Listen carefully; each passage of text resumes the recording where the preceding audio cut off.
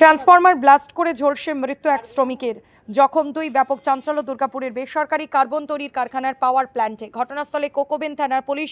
মৃত শ্রমিকের নাম সাধন বাউরি, বয়স 49, দুর্গাপুরের কোকোবেন থানার কালীপুরের বাসিন্দা।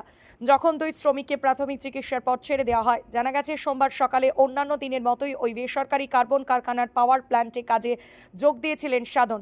দুপুরে হঠাৎ কারখানার একটি ট্রান্সফরমার ব্লাস্ট করে, সেখানে মৃত্যু হয় সাধনের দুই সহকর্মী গুরুতর জখম হয়। ঘটনা জানাজানি হতেই ব্যাপক চাঞ্চল্য ছড়ায় শ্রমিক মহলে। ঘটনার খবর পেয়ে ঘটনাস্থলে পৌঁছায় কোকোবেন থানার পুলিশ। সাধন বাউরি আমাদের এখানকার পিসিবিএল চাকরি করে। পাওয়ার প্ল্যান্টে কাজ করার সময় একটা দুর্ঘটনা ঘটে, ট্রান্সফরমার টাইপের কোনো কিছু বাস্ট হয় এবং সঙ্গে সঙ্গে তার মৃত্যু হয়।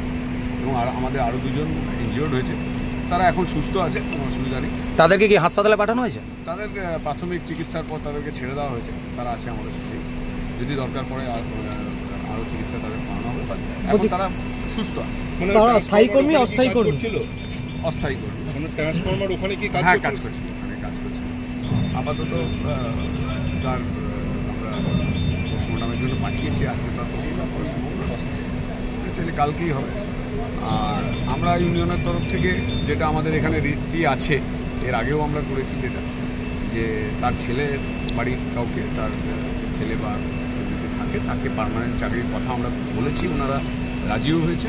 এবং আমাদের ইউনিয়নগতভাবে যা যা ফর্মাল আছে সেগুলো সবই পালন করে, সেগুলো সবই ওনারা মেনে নেবেন। ক্ষতিপূরণেরও দাবি জানি। হ্যাঁ, অবশ্যই অবশ্যই।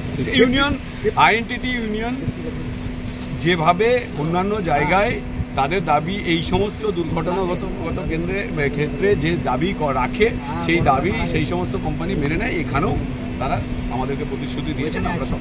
সেফটি সিকিউরিটি এখানে ঠিকঠাক ছিল?